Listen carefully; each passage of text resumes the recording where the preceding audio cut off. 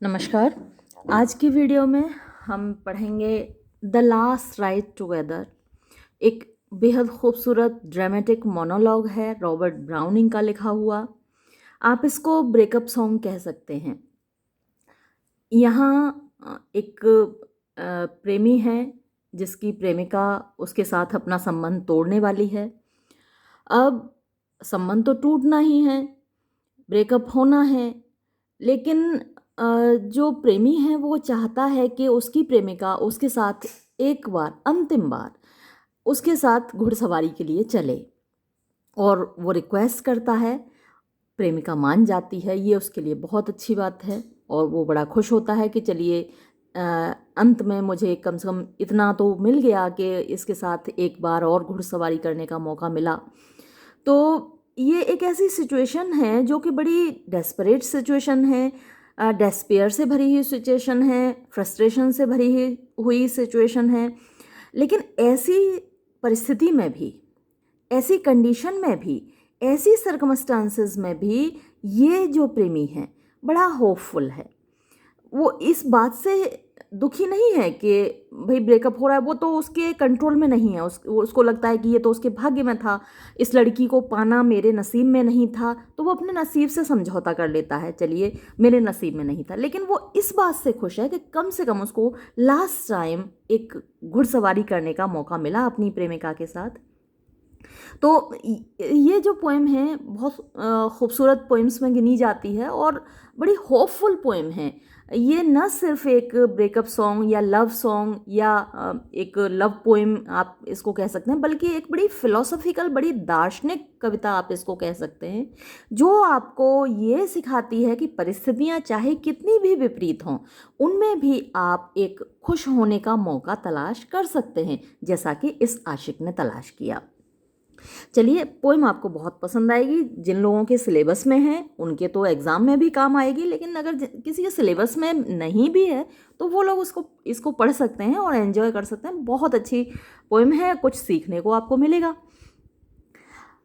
देखिए, I said, मैंने कहा, देन, तब, डियरेस्ट, मेरी प्रिय, सिंस टिज सो, सिंस क्योंकि, टिज माने इट इज़, सो ऐसा है, क्योंकि ये ऐसा है, यानी कि ऐसा डिसाइड हो चुका है, हम डिसाइड कर चुके हैं। और वो क्या, हम ना कहिए बल्कि तुम कहिए, क्योंकि जो डिसाइड किया है वो तो प्रेमिका ने किया है।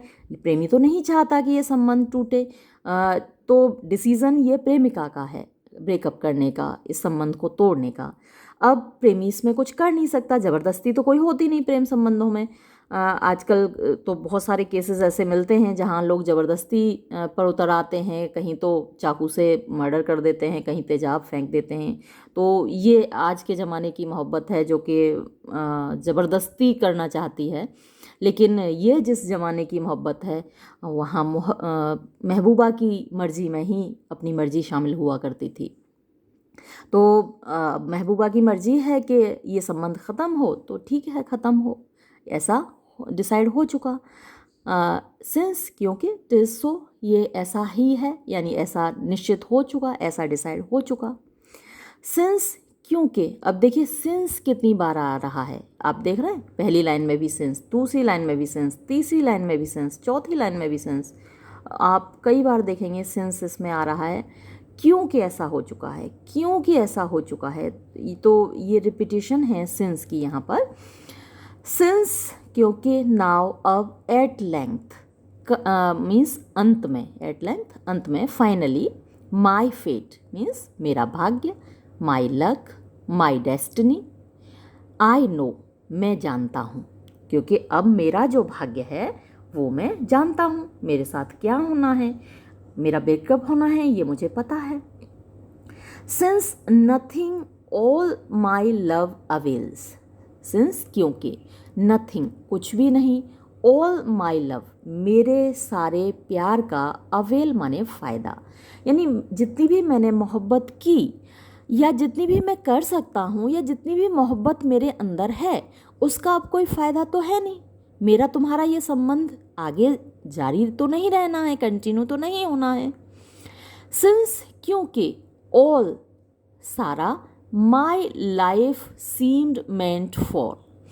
वो सब कुछ ऑल को क्वालिफाई कर रहा है, ये आगे 2 कॉमास के अंदर में जो यहाँ ये क्लॉज है, माई लाइफ मेरा जीवन, सीम्ड प्रतीत होता था, मेंट फॉर के लिए, यानी जिस के लिए मेरा जीवन है ऐसा प्रतीत होता था, यानी प्रेमी को लगता था कि उसका जीवन उसकी प्रेमिका के लिए है। तो सिंस ऑल, क्योंकि वो सब कुछ जिसके लिए मेरा जीवन था, माई लाइफ सीम्ड लगता था, मेंट फॉर उसके लिए है, फेल्स वो सब असफल हो चुका है, यानी मेरी वो मोहब्बत फेल हो चुकी है, असफल हो चुकी है, नाकामयाब हो चुकी है, जिसके लिए मुझे लगता था कि मेरी ज़िंदगी है। सिंस दिस वॉज रिटन, क्योंकि ये लिखा हुआ था, रिटन माने भाग्य में लिखा हुआ था, आप अगर इंग्लिश में बोलें तो प्रीडेस्टाइंड आप इसको कह सकते हैं। This was written means it was predestined, पहले से मेरे भाग्य में ये ऐसा लिखा हुआ था। And needs must be, needs must be यानी ज़रूरी है उसका होना, जो भाग्य में लिखा है उसका होना ज़रूरी है, वो तो होके ही रहता है। तो मेरे भाग्य में ऐसा लिखा था, तुम्हारी मोहब्बत नहीं थी मेरी किस्मत में, तो जो भाग्य में लिखा है वो तो होना ही है।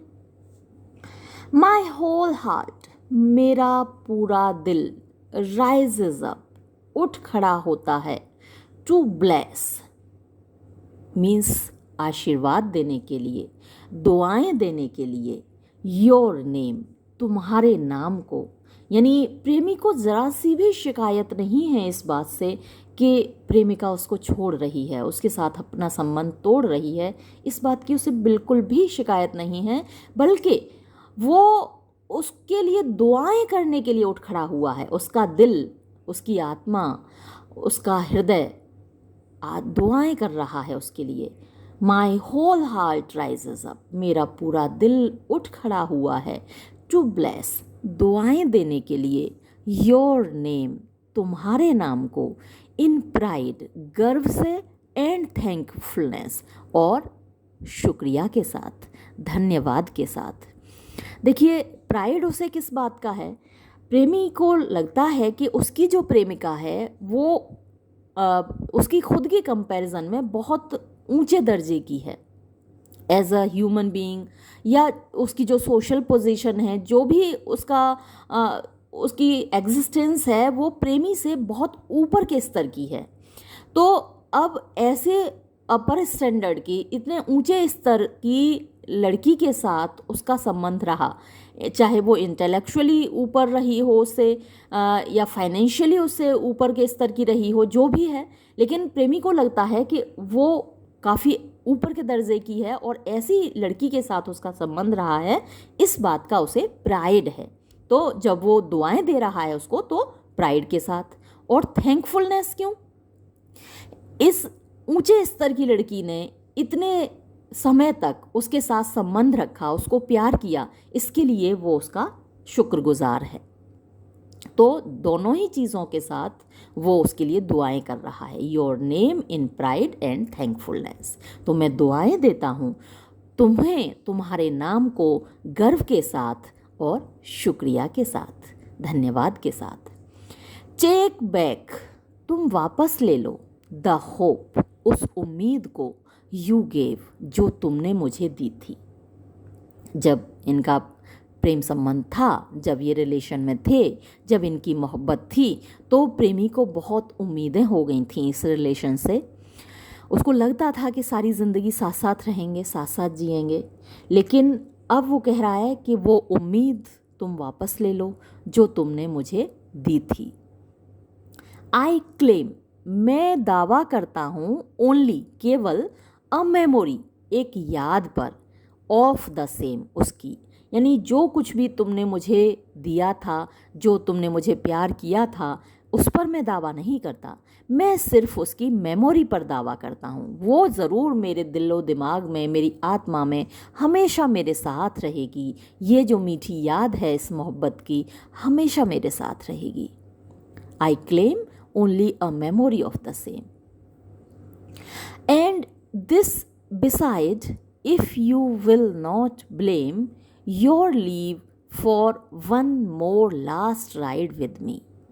तो मैं ज़्यादा का दावा तो नहीं करता, मैं तुमसे और कुछ तो नहीं मांगता, तुम मुझे छोड़ रही हो छोड़ दो, लेकिन केवल एक इल्तिजा है मेरी, एक रिक्वेस्ट है मेरी, एक प्रार्थना है मेरी, फॉर दिस एंड दिस, और ये बिसाइड, इसके अलावा, यानी याद तो मैं अपने साथ रखूँगा ही, लेकिन इसके अलावा if you will not blame, अगर तुम मुझको दोष ना दो, तुम मुझसे ये ना कहो कि मैं कोई लालची हो रहा हूँ, मैं कोई ज़बरदस्ती कर रहा हूँ, तुम मुझे ऐसा कोई दोष ना दो, तो मैं एक इल्तिजा करता हूँ, तुमसे एक रिक्वेस्ट करता हूँ, योर लीव, कि तुम अनुमति दो। लीव माने परमिशन, मैं तुम्हारी अनुमति चाहता हूँ, तुम्हारी परमिशन चाहता हूँ, फॉर वन मोर, एक और। वन मोर का मतलब ये है कि वो पहले इस तरीके की बहुत सारे राइड यानी घुड़सवारियाँ साथ साथ कर चुके हैं, तो एक और लास्ट अंतिम राइड घुड़सवारी विद मी, मेरे साथ, बस अंतिम बार तुम मेरे साथ घुड़सवारी कर लो, ये तुमसे मेरी रिक्वेस्ट है। अब इस रिक्वेस्ट पर उसकी प्रेमिका का, उसकी महबूबा का क्या रिएक्शन है ज़रा देखिए। माय मिस्ट्रेस, मेरी महबूबा, बेंट, उसने झुकाई, दैट ब्रो, वो पलकें, वैसे ब्रो जो आईब्रो होती है ना आँखों के ऊपर, उनके लिए बोलते हैं, तो अपनी आईब्रो झुकाई मतलब कि अपनी पलकें झुकाई, अपनी नज़रें झुकाई, ऑफ हर्स, अपनी, दोज डीप डार्क आइज, वो गहरी काली आँखें, वेयर प्राइड डिम्योर्स, वेयर जहाँ, प्राइड घमंड या गर्व, डिम्योर्स मतलब रहता है, सामने आता है, और या फिर लड़ता है, सामना करता है, कई मीनिंग है डिम्योर के, तो जहाँ गर्व सामने आता है उन काली आँखों में, when pity would be softening through, when जब, पिटी दया, वुड बी सॉफ्टनिंग, वो नर्म कर रही होती है, थ्रू उन आँखों को, तो देखिए दया की भावना हो, चाहे घमंड की भावना हो, गुस्से की भावना हो, बहुत सारी जो फीलिंग्स हैं वो हमारी आँखों में दिखाई देती हैं, मोहब्बत है वो आँखों में दिखाई देती है, गुस्सा है वो आँखों में दिखाई देता है, नफ़रत है वो आँखों में दिखाई देती है। हमारी आँखें वास्तव में आईना होती हैं हमारे दिल का, कहा जाता है। तो आप किसी के चेहरे की ओर देखिए, उसकी आँखों में देखिए, आपको पता चल जाता है कि उसकी फीलिंग्स क्या हैं आपके लिए।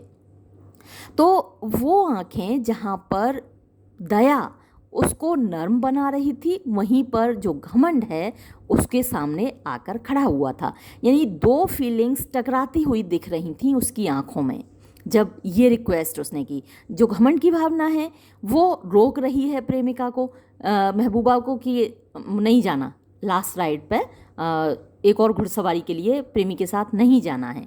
लेकिन जो दया की भावना है वो उन आँखों को नर्म बना रही है और कह रही है कि क्या हो गया, चलो भाई, एक बार कोई बंदा रिक्वेस्ट कर रहा है, मान लो, इसकी अंतिम बात मान लो।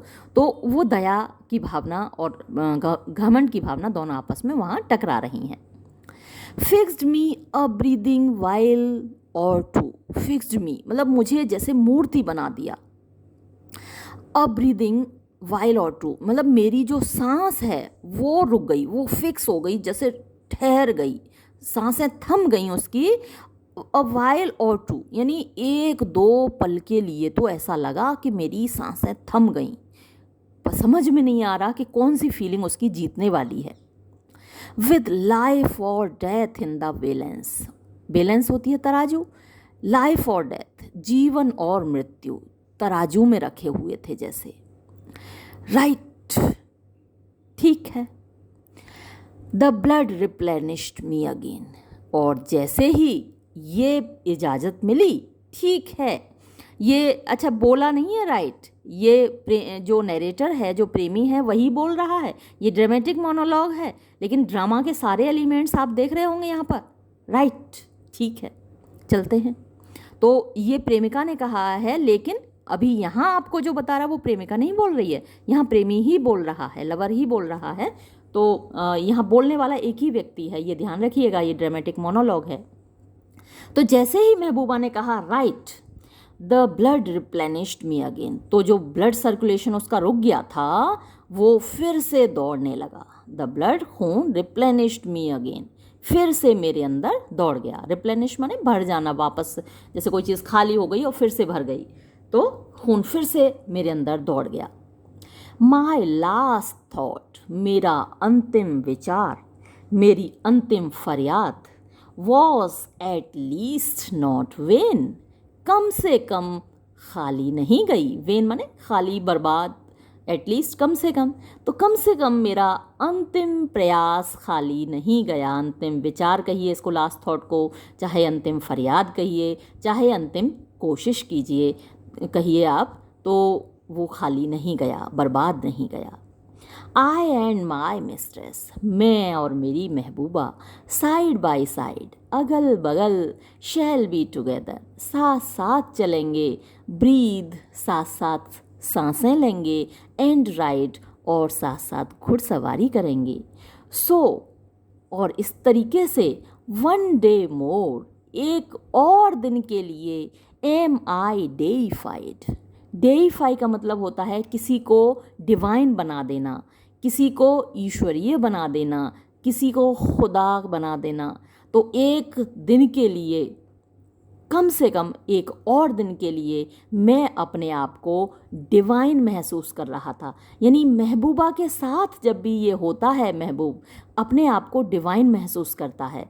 तो आज अंतिम बार, एक बार और, कम से कम एक दिन के लिए और, कम से कम मैं अपने आप को डिवाइन महसूस कर रहा था, मैं अपने आप को दैवीय महसूस कर रहा था।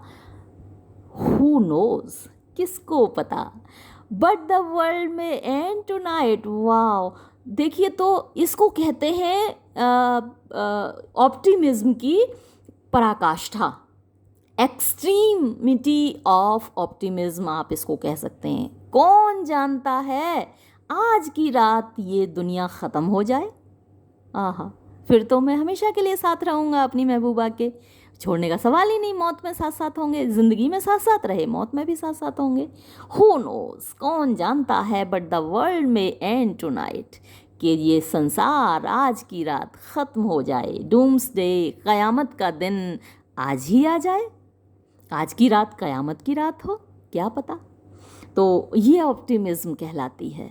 और मैंने जब जब आपको रॉबर्ट ब्राउनिंग पढ़ाया है, तब तब मैंने आपको कहा है कि वो इनकॉरेजिबल ऑप्टिमिस्टिक है, ऑप्टिमिस्ट है, यानी उसको आप सुधार नहीं सकते। कितनी भी बुरी परिस्थितियों में उसको आप फेंक दीजिए, वो उम्मीद का दामन कभी नहीं छोड़ता। आगे देखते हैं। और ये थर्ड स्टेंजा में एक बड़ी खूबसूरत इमेजरी है, एक तस्वीर है जो पोइट आपके सामने रखेगा। देखिए, पेंटर तो कलर से तस्वीर बना देता है, उसको आप देख सकते हैं, लेकिन जो पोइट होता है, जो राइटर होता है, वो शब्दों के माध्यम से तस्वीर खींचता है। और आप देखिए कितनी खूबसूरत तस्वीर उसने यहाँ खींची है, आपको बहुत प्यारी लगेगी ये तस्वीर। हश, शांत, चुप। इफ़ यू सॉ, अगर आपने देखा है, सम वेस्टर्न क्लाउड, कोई पश्चिम का बादल।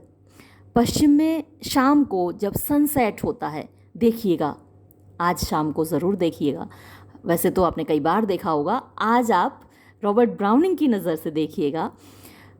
If you saw some western cloud, अगर आपने देखा है कोई पश्चिम का बादल, यानी जब सनसेट हो रहा हो पश्चिम में। ऑल बिलोई बूजम्ड, ऑल वो पूरा, बिलोई बूजम्ड मतलब जैसे एक समुद्र की लहर उठी हुई हो। बूजम सीना को बोलते हैं, और बिलोई मतलब लहरदार, जैसे सी वेव हो, कोई ऐसा उठा हुआ, भरा भरा उसका सीना और ऊंचा उठा हुआ। ओवरबाउड, जो बहुत झुका हुआ है या फिर बहुत भरा हुआ है, यानी जैसे समुद्र की लहर भरी भरी होती है वैसे ही, या फिर बहुत ज़्यादा नीचे को झुका हुआ, दोनों ही अर्थ आप इसके लगा सकते हैं। आपके ऊपर बहुत ज़्यादा झुका हुआ हो वो बादल, और या फिर बहुत ज़्यादा भरा हुआ हो, तो भरा भरा सा, खूबसूरत सा, लहरदार सीने वाला या लहराता हुआ सा वो बादल। अगर आपने देखा हो। बाय मैनी बेनेडिक्शंस, और वो भरा हुआ है बहुत सारे बहुत सारे बेनेडिक्शंस होते हैं, डिवाइन चीज़ें, दैवीय वस्तुएं, है ना। वो क्या क्या है?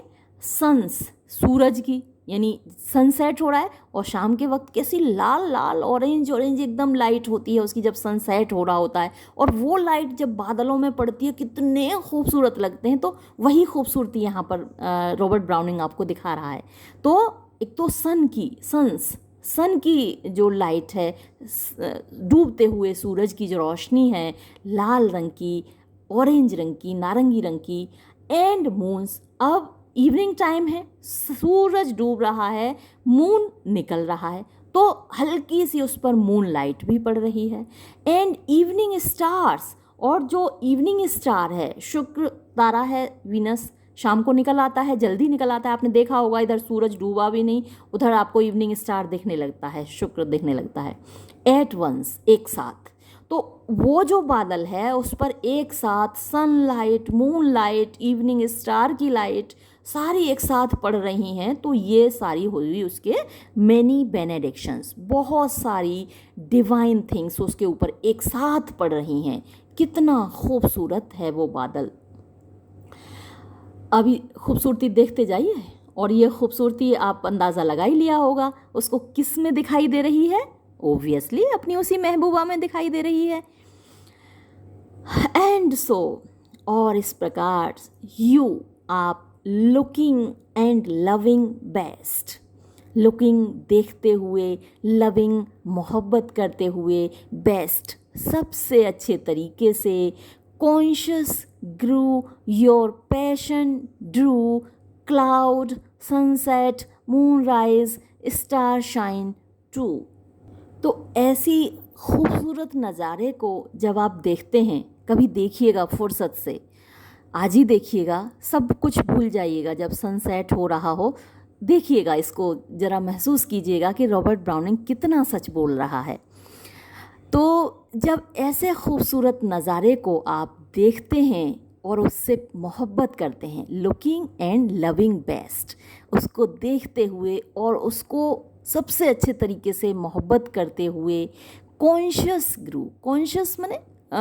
ग्रू मतलब कि आप महसूस करते हैं, आप उसके प्रति कॉन्शियस हो जाते हैं, आप एक्सपीरियंस कहते हैं आप उसको, यू फील इट, तो आप उसको महसूस करते हैं। योर पैशन, आपकी जो फीलिंग है ना, आपकी जो भावना है, ड्रू खींच लाती है, क्लाउड बादल को, सनसेट सूर्यास्त को, मून राइज जो चंद्रमा निकल रहा है उसकी रोशनी को, स्टार शाइन जो सितारे चमक रहे हैं उनकी रोशनी को भी, स्टार शाइन टू उनकी रोशनी को भी, ये सारी चीज़ें आपकी ओर खिंची चली आती हैं, डाउन ऑन यू, जैसे कि सब नीचे उतर आती हैं आपके ऊपर। सब कुछ भूल जाइएगा आप थोड़ी देर के लिए, इस सनसेट को देखिएगा, तो ये सारी चीज़ें आपके ऊपर खिंची चली आती हैं, डाउन ऑन यू, आपके ऊपर नीचे झुक जाती हैं।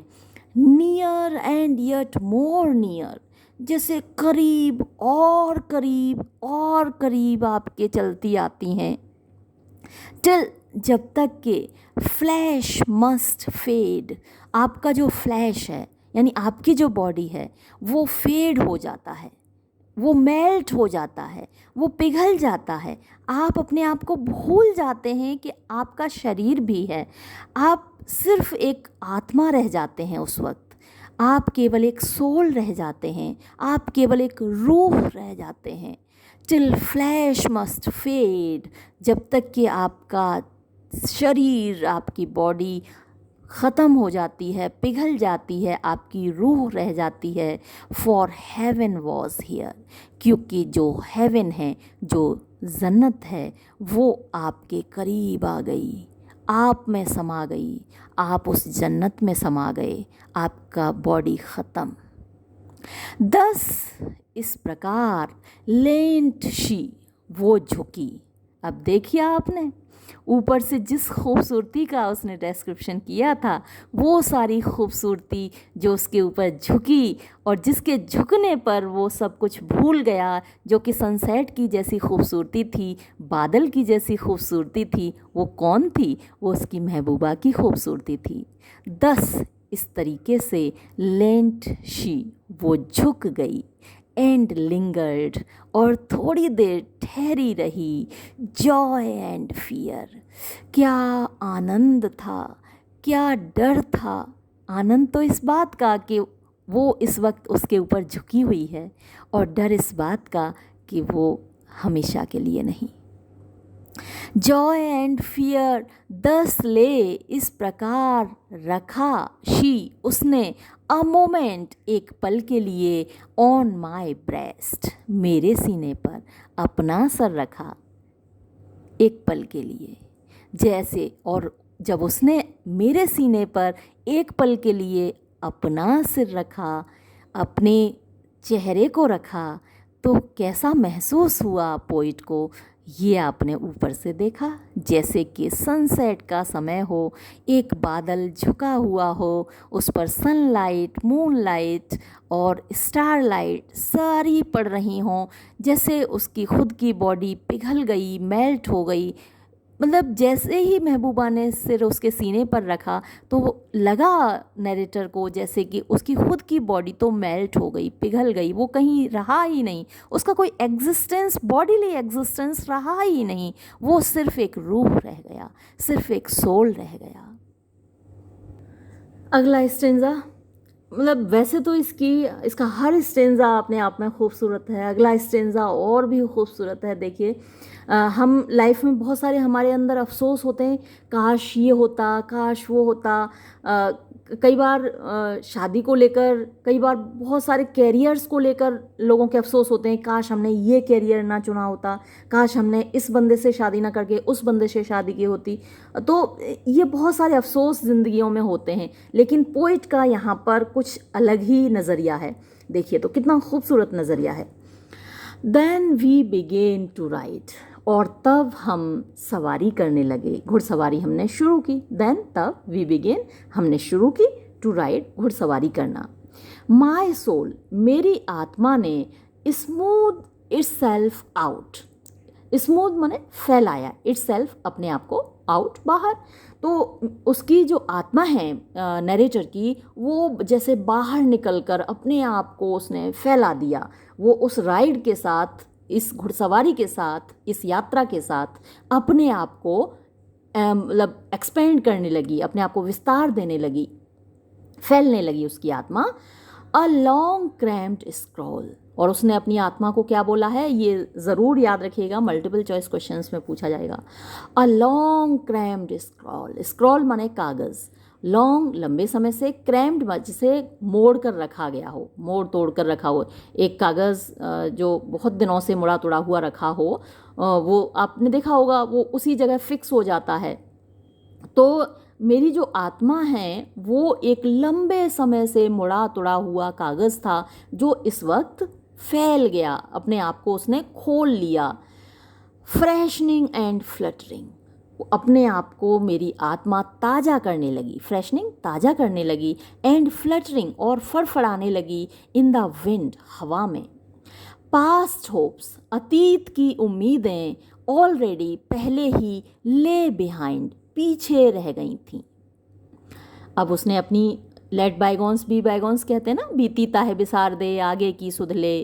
तो अब जो अतीत की उम्मीदें थीं वो उसने पीछे ही छोड़ दी। अब वो नहीं चाह रहा कि उसकी महबूबा आगे तक उसके साथ रहे, उसकी शादी करे, उसके साथ शादी करे, तो वो सारी उम्मीदें उसने अब पीछे छोड़ दी। Past hopes already lay behind, what need to strive, क्या ज़रूरत है, टू स्ट्राइव कोशिश करने की, याद करने की, ज़बरदस्ती करने की, विद अ लाइफ एक ऐसी ज़िंदगी से, आवरी, आवरी मतलब जो कि गलत दिशा में जा रहा हो, जो कि नाकामयाबियों से भरा हुआ हो, मतलब कामयाब ना हुआ हो, ऐसी ज़िंदगी के साथ ज़बरदस्ती क्यों करना, है ना, क्यों उसको याद करना। हैड आई सेड दैट, काश मैंने ये कहा होता, हैड आई डन दिस, काश मैंने ये किया होता, सो माइट आई गेन, इस तरीके से मैं प्राप्त कर लेता, सो माइट आई मिस, इस तरीके से मैं खो देता, might she have loved me, हो सकता है वो मुझे प्यार करती अगर मैंने ऐसा किया होता तो, है ना। बहुत सारे जो लव अफेयर्स हैं इसलिए टूट जाते हैं कि जो महबूब है उसको सरकारी नौकरी नहीं मिलती, है ना। तो अब यही बात सोच रहा है कि अगर ऐसा होता कि काश मैं ये कर देता तो शायद वो मुझसे प्यार करती, might she have loved me, ये हो सकता है कि वो मुझसे मोहब्बत करती अगर मैं ऐसा करता, अगर मेरे पास ये होता, अगर मैं लाइफ में कामयाब होता, अगर मेरे पास नौकरी होती, मेरे पास गाड़ी बंगला होता। तो अब ये सोचना फिजूल है ना, ऐसे ख्यालात बार बार दिमाग में लाना फिजूल है। तो might she have loved me, हो सकता है कि वो मुझे प्यार करती, जस्ट एज वेल, इसी तरीके से, जस्ट ठीक, एज वेल इसी तरीके से ये भी तो हो सकता था, शी माइट हैव हेटेड, कि वो मुझसे नफरत करती। ये हमेशा यही क्यों उम्मीद करो कि वो आपसे मोहब्बत करती, ये भी तो हो सकता है कि वो मुझसे नफरत करती। हु कैन टेल, कौन बता सकता है, कौन जानता है। कुछ ऐसा भी तो हो सकता था मेरे हाथों से कि वो मुझसे नफरत करने लगती। कम से कम आज वो मुझसे नफरत तो नहीं कर रही ना, मोहब्बत नहीं कर रही तो नफरत भी नहीं कर रही। Where had I been now, अगर वेयर हैड आई बीन, मैं कहाँ होता नाउ इस वक्त, इफ़ अगर, द वर्स्ट सबसे बुरा, बिफेल हो जाता, मान लो कुछ ऐसा बुरा हो जाता कि वो मुझसे नफरत करने लगती, तो मैं आज कहाँ होता, तो मेरा क्या होता, मुझ पर क्या बीतती, मुझ पर क्या गुजरती। एंड हियर, और यहाँ देखो तो, वी आर राइडिंग, हम घुड़सवारी कर रहे हैं, शी एंड आई, वो और मैं, देखो कम से कम इतना बुरा तो नहीं है, कम से कम वो मुझसे नफरत तो नहीं करती है, मोहब्बत ना करती है, नहीं सही, कम से कम वो मेरे साथ है और हम घुड़सवारी कर रहे हैं। तो ये देखिए, ये फिर से ऑप्टिमिज्म दिख रही है ना आपको, आशावाद दिख रहा है ना, जो कि हर इंसान के अंदर होना चाहिए।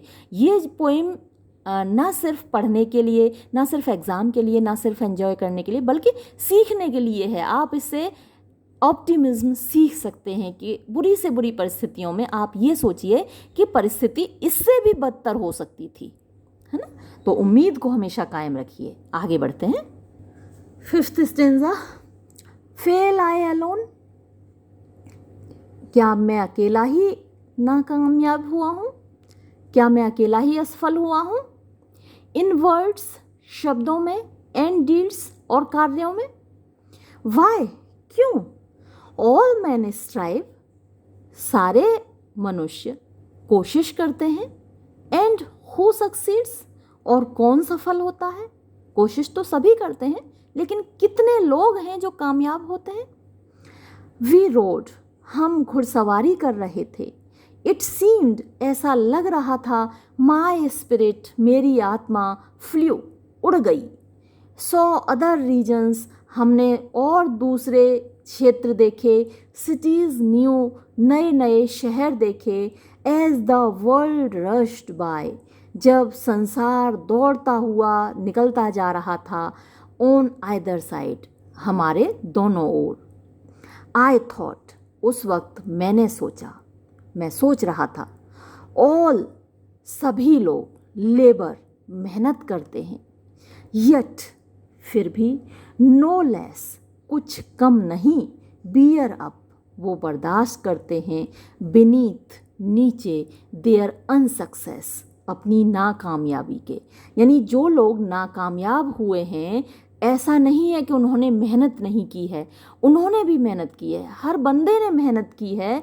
फिर भी जो नाकामयाब लोग हैं, वो उस नाकामयाबी के नीचे उन्होंने कोई कम बर्दाश्त नहीं किया है, उन्होंने कम मेहनत नहीं की है। लेकिन लगता ही नहीं, जब तक किसी बच्चे की, लड़के की खासकर नौकरी नहीं लग जाती, पढ़ रहा है और उसकी नौकरी नहीं लग जाती, तो उसको इतना क्या तमगा दिया जाता है, कहीं नहीं पढ़ता लिखता, आवारा है, ऐसे ही घूमता फिरता है।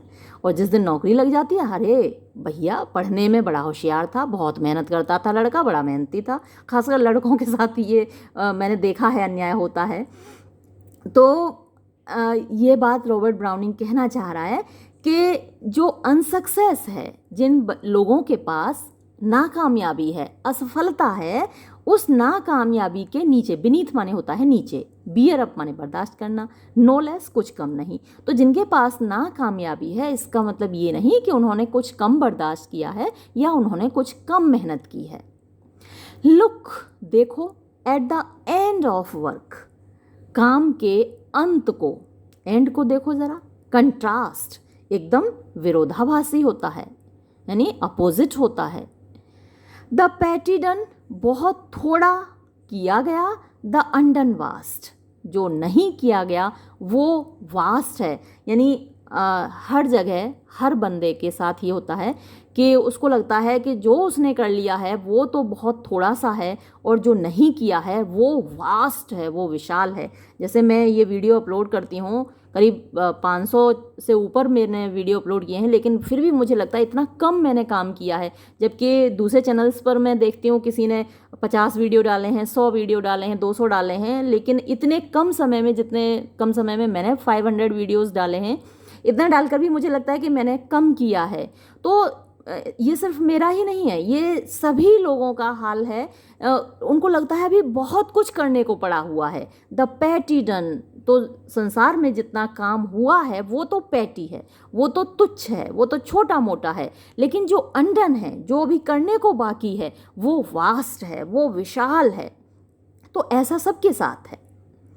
दिस प्रेजेंट ऑफ देयर, यानी दिस प्रेजेंट, ये जो वर्तमान है, ऑफ देयर्स, उनका, लोगों का, सभी लोगों का, विद द होपफुल पास्ट, जो उनका उम्मीदों से भरा हुआ अतीत है, उसके साथ जब कंपेयर किया जाता है तो कंट्रास्ट हुआ। ये पूरा सेंटेंस यहाँ तक है, कंट्रास्ट जो है, कंट्रास्ट यहाँ जुड़ा हुआ है।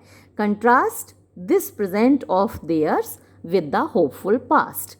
तो उनका जो होपफुल पास्ट है, जो उम्मीदों से भरा हुआ अतीत है, उसको जब उनके प्रेजेंट से कंपेयर किया जाता है तो वो कंट्रास्ट दिखाई देता है, वो अपोजिट दिखाई देता है। और उनको लगता है कि जो किया गया है वो पैटी है, और जो बिना किया हुआ पड़ा है, जो अनडन है, वो वास्ट है, वो बहुत विशाल है। आई होप्ड, मुझे भी उम्मीद थी, शी वुड लव मी, कि वो मुझे प्यार करेगी, मेरे साथ घर बसाएगी, मेरे साथ रहेगी हमेशा। लेकिन वो उम्मीद तो पूरी नहीं हुई। कम से कम, हियर वी राइड, यहाँ हम घुड़सवारी तो कर रहे हैं। तो पोइट को लगता है, या नैरेटर को जो भी है यहाँ पर, उसको लगता है कि हालांकि मुझे वो नहीं मिला जिसकी मुझे उम्मीद थी कि वो मुझे मोहब्बत करेगी, लेकिन कम से कम हम साथ में घुड़सवारी तो कर रहे हैं, इतना तो कम से कम मुझे मिला है। What hand and brain went ever paired, what कौन से, हैंड हाथ, एंड ब्रेन और दिमाग, वेंट एवर कभी रहे, पेयर्ड माने साथ साथ। यानी ब्रेन जो सोचता है वो हाथ कहाँ कर पाते हैं। ब्रेन बहुत कुछ सोचता है कि ये करना है, वो करना है, लेकिन हाथ उसके साथ साथ तो नहीं चल पाते। तो रॉबर्ट ब्राउनिंग पूछ रहा है कि कौन से वो हाथ और दिमाग हैं जो हमेशा पेयर्ड रहे, यानी साथ साथ चल पाए, एक दूसरे के साथ चल पाए, ऐसे कौन से हाथ और दिमाग हैं।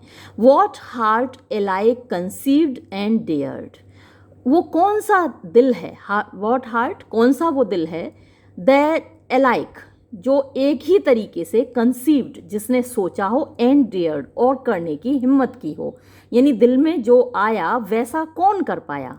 ऐसा कोई है दुनिया में कि बहुत कुछ करना चाहते हैं लेकिन ऐसा संभव नहीं होता ना, जितना आप दिल में सोचते हैं वो सब कर पाएँ। तो what heart iliac conceived and dared, तो कौन सा दिल है जिसने जैसा सोचा वैसा किया। कंसीव्ड माने सोचा, डेयर्ड माने किया, एलाइक माने एक जैसा। What act proved all its thought had been, what act, किस कार्य ने, proved, साबित किया, all, वो सब कुछ, its thought, जो इसका विचार हैड बीन रहा था, यानी जो विचार रहा था उसके अकॉर्डिंग काम कहाँ हो पाया, किसी से भी नहीं हो पाया। सोचते बहुत कुछ हैं लेकिन उतना थोड़ी हो पाता है। आप 80% लाने की सोचते हैं तब कहीं जाके 70% 60% आते हैं आपके marks. What will but felt the fleshly screen. What will माने होती है इच्छा शक्ति। तो ऐसी किसकी इच्छाएं हैं, किसकी इच्छा शक्ति ऐसी है, बट फेल्ट, यहाँ बट जो आया है, बट फेल्ट का मतलब हुआ जिसने महसूस ना किया हो। हालांकि नॉट नहीं आया लेकिन इस तरीके के जो सेंटेंस हैं उनका नेगेटिव अर्थ निकलता है। वॉट विल बट फेल्ट, कौन सी वो इच्छा शक्ति है जिसने महसूस ना किया हो। द फ्लैशली स्क्रीन, फ्लैशली माने अर्थली सांसारिक, स्क्रीन माने बाधा बैरियर। तो ऐसी कौन सी इच्छाएं हैं जिनके सामने संसार में बाधाएं ना आई हों, यानी कोई भी इच्छा ऐसी है जो बिना बाधा के पूरी हो गई हो। वी, ये यहाँ पे वाइट वॉट गलत लिखा हुआ था तो ये वी है यहाँ पर सही। वी राइड, हम कम से कम घुड़सवारी कर रहे हैं। And I see her bosom heave, and I see और मैं देख रहा हूँ हर बोजम उसके सीने को, हीव माने सांस लेते हुए। सांस लेते हैं तो उठता गिरता है सीना, तो मैं कम से कम उसको सांस लेते हुए देख रहा हूँ। देयर्स मैनी अ क्राउन, यानी बहुत सारे, क्राउन होते हैं मुकुट को बोलते हैं, राज मुकुट को बोलते हैं। तो बहुत सारे राज मुकुट हैं, यानी यहाँ राज मुकुट सिंबॉलिकल है इनाम के, रिवॉर्ड के, प्राइज के, अचीवमेंट के। तो देयर्स मैनी अ क्राउन यानी बहुत सारे ऐसी उपलब्धियां हैं, बहुत सारे ऐसे इनामात हैं, बहुत सारे ऐसे रिवॉर्ड हैं। For who can reach, for उनके लिए, हु जो कैन रीच उन तक पहुंच सकते हैं। तो दुनिया में बहुत सारी चीज़ें हैं जो उनके हासिल होती हैं, जो उन तक पहुंच सकते हैं। 10 लाइन्स, अब वो कह रहा है कि 10 पंक्तियां। अ स्टेटमैन्स लाइफ, एक स्टेट्समैन आप राजनेता कह सकते हैं, एक राजनेता के जीवन को इन ईच, उन प्रत्येक लाइन में होता है। यानी जब कोई राजनेता मरता है तो उसकी याद में 10 लाइनें बोली जाती हैं, ऑबिचुअरी उसको दी जाती है ना, उसको श्रद्धांजलि दी जाती है, ट्रिब्यूट दी जाती है। तो वो 10 लाइन की में उसको श्रद्धांजलि दे दी जाती है। वो उसने ज़िंदगी भर इतना काम किया लोगों की भलाई के लिए, इतने कानून बनाए, तो उन सब का जो उसको मिलता है कंपनसेशन जो मिलता है, अंत में उसको जो इनाम मिलता है वो 10 लाइन के रूप में मिलता है। यानी 10 लाइन की ट्रिब्यूट उसको दे दी जाती है, श्रद्धांजलि ऑबिचुअरी उसको दे दी जाती है। तो ये उसका अचीवमेंट होता है। द फ्लैग, झंडा, स्टक माने अटकाया हुआ, घुसाया हुआ, on a heap of bones, heap माने ढेर होता है, बोन्स माने हड्डियों का। तो हड्डियों के एक ढेर के ऊपर लगा हुआ झंडा, ये किसका अचीवमेंट होता है? अ सोल्जर्स डूइंग, एक सैनिक के कार्यों का। तो एक सैनिक अपनी ज़िंदगी भर लड़ता है, लड़ते लड़ते अपने प्राण गंवा देता है, अपनी ज़िंदगी दांव पर लगा देता है, और उसके बदले में उसको क्या मिलता है? उसकी हड्डियों के ढेर के ऊपर एक झंडा लगा होता है। वॉट एटोन्स, क्या कंपेंसेशन है, क्या मतलब क्या इनाम मिलता है उसको। दे स्क्रैच हिज नेम, वो उसका नाम, स्क्रैच माने खुरच देते हैं, ग्रेव के ऊपर जो उसका नाम है वो लिख देते हैं। ऑन द एबे स्टोन्स, एबे यानी जो कब्रिस्तान है, वेस्टमिंस्टर एबे है, जो कि बहुत महान लोगों की कब्रें वहाँ पर बनी हुई हैं इंग्लैंड में। तो उसके लिए रेफरेंस है कि वेस्टमिंस्टर एबे या किसी और भी एबे का जिक्र यहाँ पर हो सकता है। तो एक कब्रिस्तान के पत्थरों पर उसका नाम खुरच दिया जाता है, उसका नाम लिख दिया जाता है। ये एक अचीवमेंट होता है एक सैनिक का, एक राजनेता का। लेकिन माई राइडिंग, मेरी घुड़सवारी, इज़ बेटर, बेहतर है, बाय देयर लीव, मैं उनसे अनुमति लेकर ये कहना चाहूँगा, मैं उनसे सॉरी कह के ये कहना चाहूँगा, भाई मुझे परमिशन दो, मुझे अनुमति दो, ये कहने की इजाज़त दो कि तुम्हारे अचीवमेंट से मेरा ये अचीवमेंट, मेरी ये घुड़सवारी बेहतर है। 7th स्टेंजा में पोइट से सवाल कर रहा है। मतलब ये जो नरेटर है, जो इस कविता का बोलने वाला है, ये जो कहानी सुना रहा है, ये कवियों से सवाल कर रहा है। What does it all mean, ये इन सब का क्या मतलब है।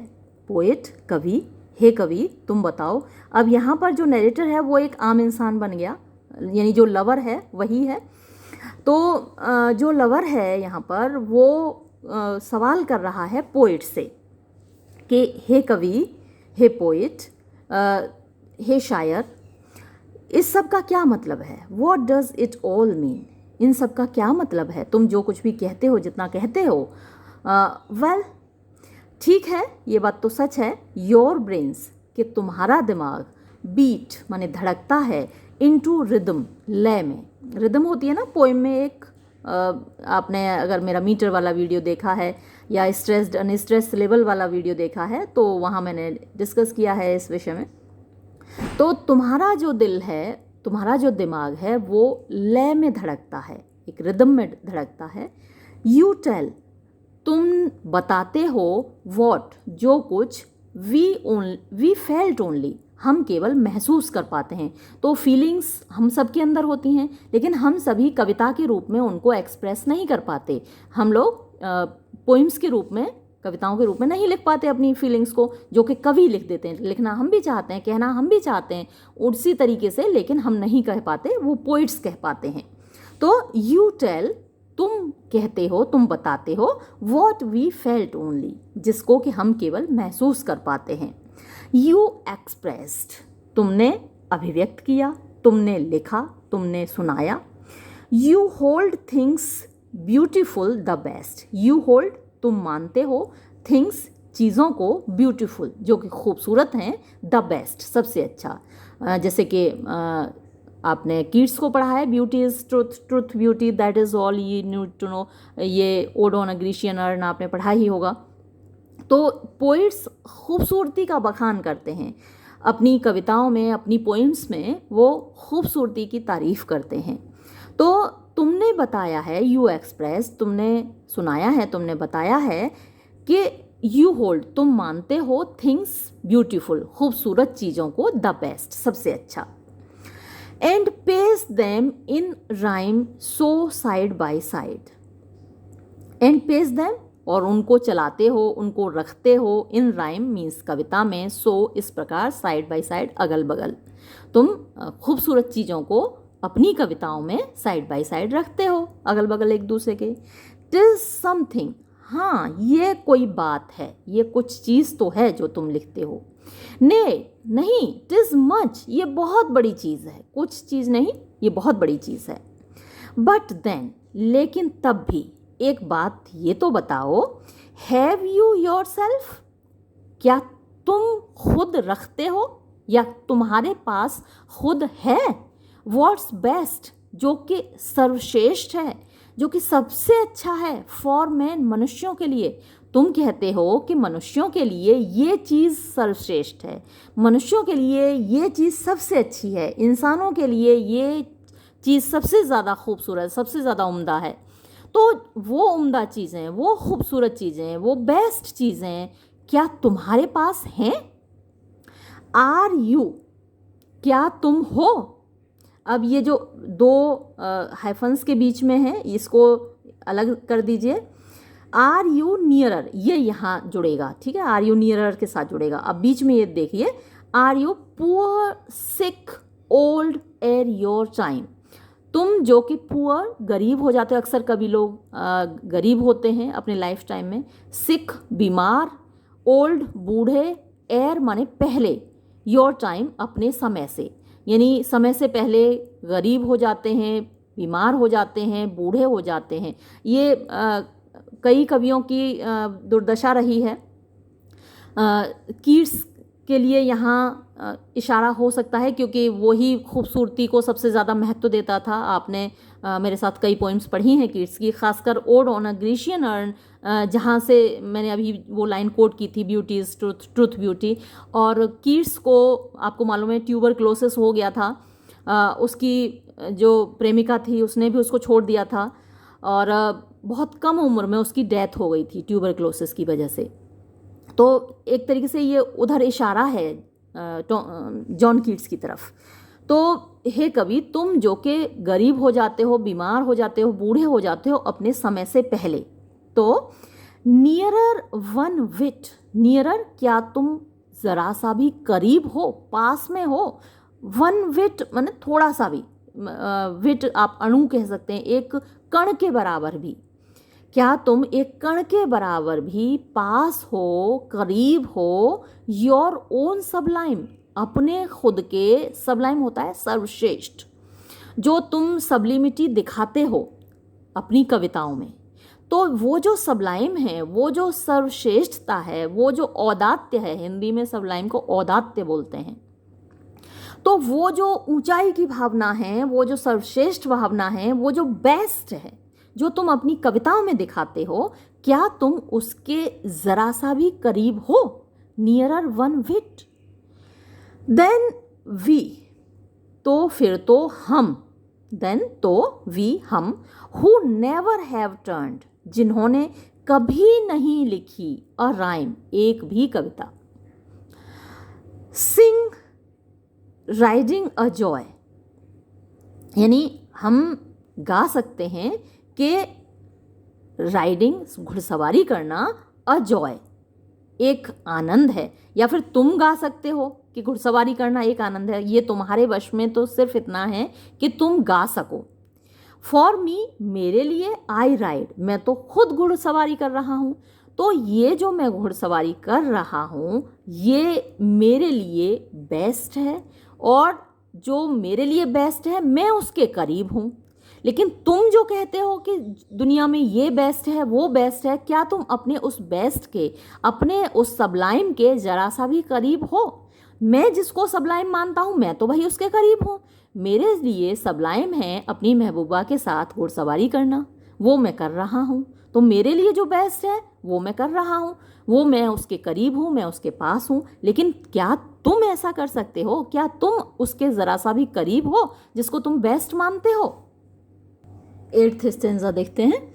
एंड यू, और तुम, ग्रेट स्कल्प्टर, महान मूर्तिकार, सो, इस प्रकार, यू गेव, तुमने दिए, अ स्कोर ऑफ ईयर्स, 20 साल, स्कोर माने 20 साल, टू आर्ट, कला को, यानी मूर्ति कला को तुमने डिवोट किए अपने जीवन के 20 साल। हर स्लेव, तुम उसके गुलाम रहे, मूर्ति कला के गुलाम रहे। एंड दैट्स योर वीनस, और उस मूर्ति कला के 20 साल तक गुलाम रहकर उसको अपना 20 साल डिवोट करने के बाद ये तुमने मूर्ति बनाई है वीनस की। वीनस खूबसूरती की, प्यार की देवी है वेस्टर्न माइथोलॉजी में, ग्रीक माइथोलॉजी में। तो ये तुमने बनाई खूबसूरती की देवी वीनस। वेंस वी टर्न, जिसकी तरफ से हम मुड़ जाते हैं, टू योंडर गर्ल, वो सामने कोई लड़की अगर आ गई तो, यानी वीनस की मूर्ति कितनी भी खूबसूरत हो, सामने उसको आप देख रहे हैं, निहार रहे हैं, लेकिन अगर सामने से कोई वास्तविक लड़की आ जाए खूबसूरत, तो वेंस वी टर्न, उसकी तरफ से हम मुड़ जाते हैं, अपनी नज़रें घुमा लेते हैं, टू योंडर गर्ल, उस सामने वाली लड़की की तरफ, दैट फोर्ड्स द बर्न, जो कि फोर्ड्स माने पार कर रही है, द बर्न माने धारा को, नदी को, जो सामने नदी पार कर रही है कोई लड़की, हम उसकी तरफ अपनी नज़रें घुमा लेते हैं। यू एक्वीज, तुम सहमत होगे। एंड शैल आई रिपेंट, और क्या मैं पछताऊँगा जो कुछ मैंने किया है। मैंने, अगर मैं मूर्तिकार नहीं बना अपनी लाइफ में, मैंने सिर्फ एक लड़की से मोहब्बत की, तो क्या मैं इसके लिए पछताऊँगा?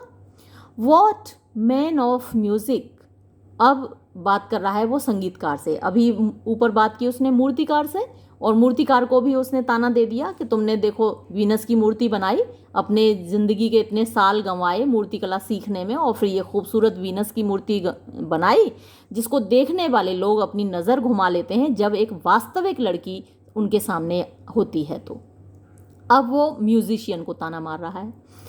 व्हाट मैन ऑफ म्यूज़िक, अरे तुम संगीतकार, मैन ऑफ म्यूज़िक माने संगीत बनाने वाले, संगीतकार, म्यूज़िक देने वाले। यू ग्रोन ग्रे, तुम बूढ़े हो गए, तुम्हारे बाल सफ़ेद हो गए। With notes and nothing else to say, with notes, सुरों के साथ, यानी तुमने अपनी ज़िंदगी में केवल सुर दिए, धुनें बनाई, संगीत बनाया, एंड नथिंग एल्स टू से, और तुम्हारे पास कहने को और कुछ नहीं है। Is this your soul praise, क्या सोल माने केवल, प्रेज माने तारीफ, फ्रॉम अ फ्रेंड एक दोस्त से, तो क्या तुम्हारे दोस्तों से तुम्हें केवल यही तारीफ सुनने को नहीं मिलेगी? कितना भी अच्छा म्यूज़िक तुम बना लो, आपको मालूम है कि हर म्यूज़िक एक दिन पुराना हो जाता है और लोग नए म्यूज़िक की तरफ चले जाते हैं, फैशन बदलते रहते हैं। एक ज़माना था जब के.एल. सहगल का गाना था, दिल जलता है तो जलने दे, आंसू न बहा फरियाद न कर, और हम जी कर क्या करेंगे जब दिल ही टूट गया। तो ऐसे गाने पसंद किए जाते थे। आज कौन सुनता है उनको, क्योंकि फैशन बदल जाती है। तो ये बात कह रहा है पोइट, जो नरेटर है वो कह रहा है, is this your soul praise from a friend, क्या तुम्हारी केवल इतनी ही तारीफ होगी एक दोस्त की तरफ से भी, या तुम्हारे फैंस की तरफ से, तुम्हारे चाहने वालों की तरफ से। Greatly his operas strains intend, greatly मतलब बहुत महान तरीके से, हिज ओपेराज, ओपेरा होती है म्यूजिकल ड्रामा होता है, एक संगीत नाटक होता है, और स्ट्रेन्स माने धुनें, इंटेंड माने दिखती हैं, बजती हैं या लगती हैं। तो उसकी जो म्यूज़िकल स्ट्रेन्स हैं, यानी उसकी जो मेलोडीज़ हैं, वो बहुत खूबसूरत हैं। उसकी जो धुनें हैं, इसने बहुत अच्छा संगीत दिया है, वो सुनने में बड़ी अच्छी लगती हैं। बट लेकिन इन म्यूज़िक, संगीत में, वी नो, हम जानते हैं, हाउ फैशंस एंड, कि फैशन कैसे ख़त्म हो जाते हैं। यानी कितना भी अच्छा म्यूज़िक हो, एक दिन उनका फैशन ख़त्म हो ही जाता है। तो उसके दोस्त, उसके चाहने वाले यही कहते हैं कि म्यूज़िक तो अच्छा है उसका, लेकिन फैशन तो आता जाता रहता है, तो भाई फैशन के साथ उसका म्यूज़िक आउटडेटेड हो ही जाएगा।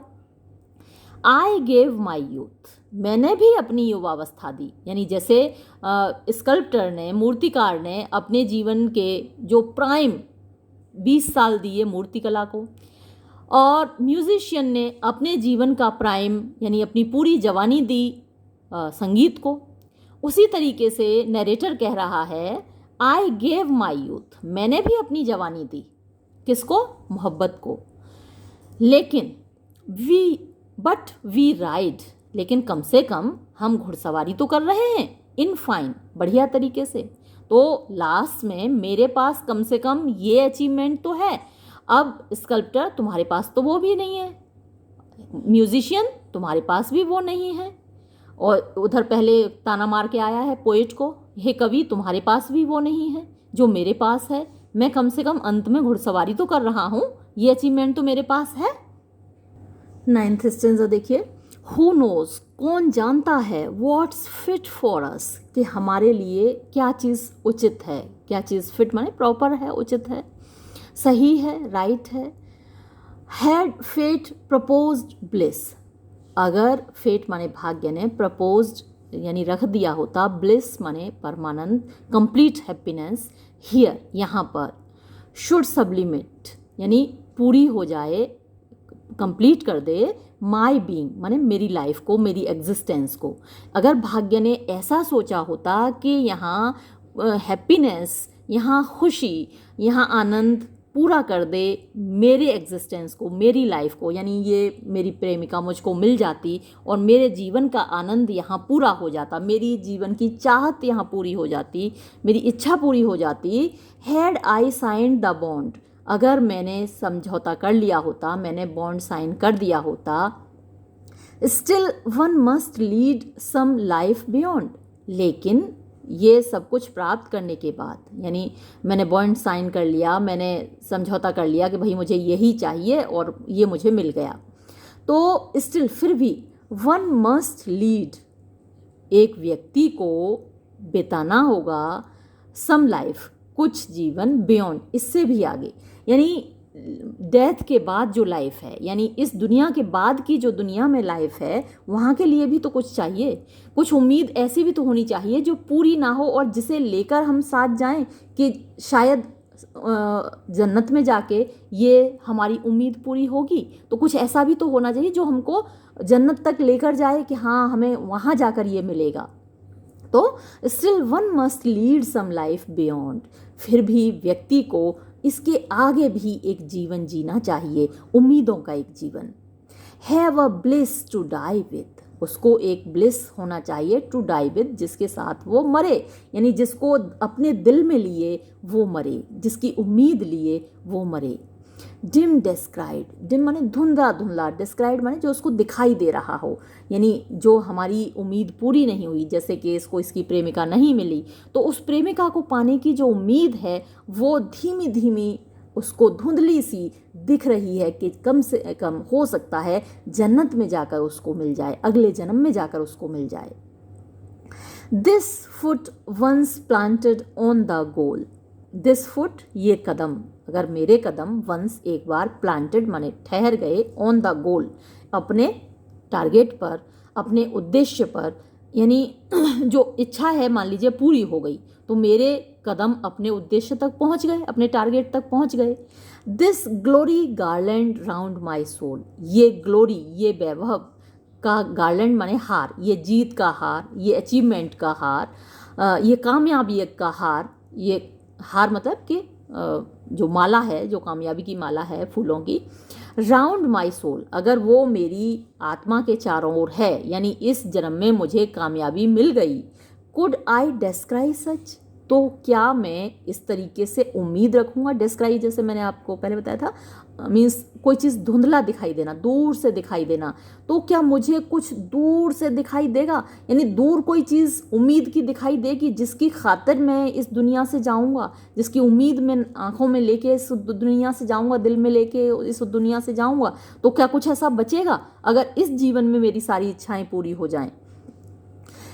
ट्राई एंड टेस्ट, तो आप लोग ज़रा ट्राई करना एंड टेस्ट, और इसको टेस्ट करना, परीक्षण करना, यानी हमसे कह रहा है नरेटर कि आप लोग ज़रा इस चीज़ को ट्राई करना कि आपकी सारी इच्छाएं पूरी हो जाएं तो कैसा महसूस होगा। बहुत बुरा महसूस होगा, वाकई बहुत बुरा महसूस होगा। जीवन में कभी किसी की सारी इच्छाएं पूरी होनी नहीं चाहिए, बड़ा बुरा महसूस होता है।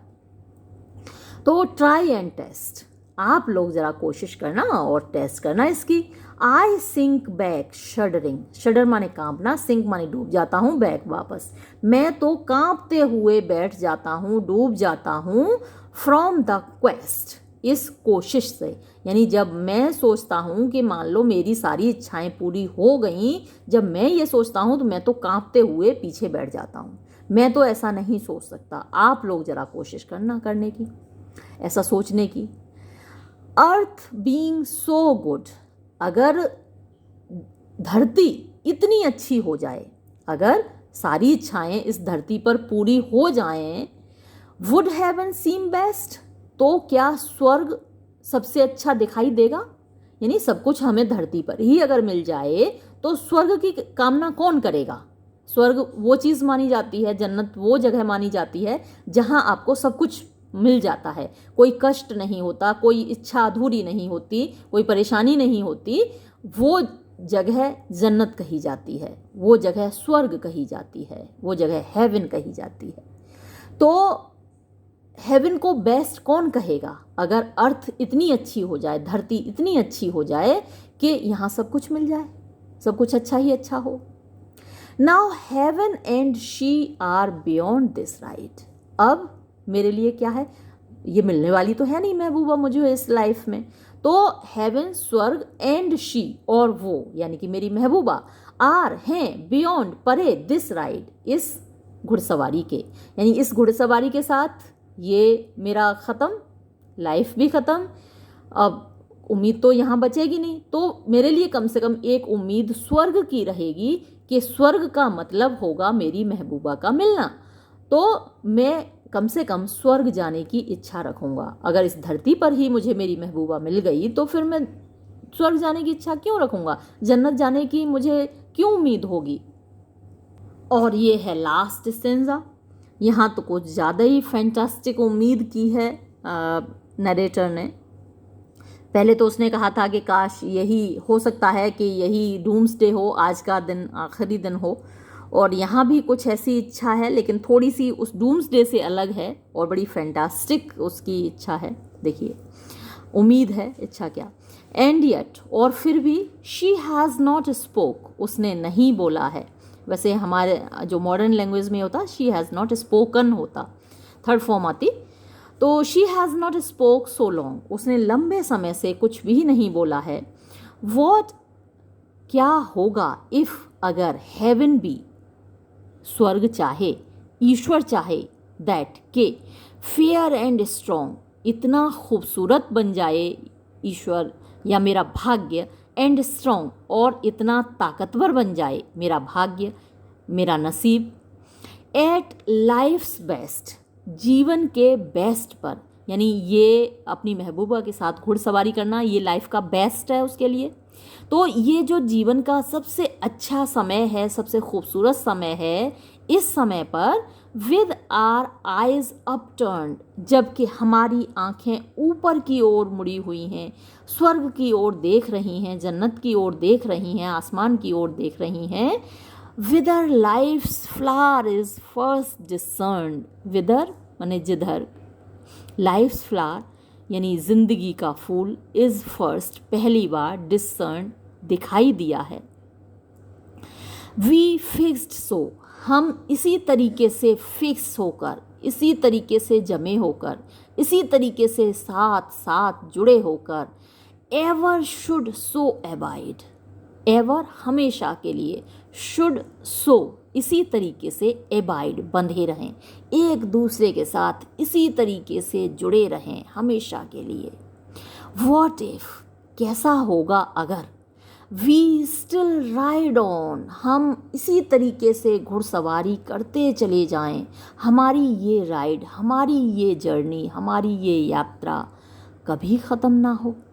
वी टू, हम दोनों, विद लाइफ फॉर एवर, ये ज़िंदगी हमेशा के लिए, ओल्ड येट न्यू, पुरानी तो हो जाएगी लेकिन फिर भी नई रहेगी हमारे लिए।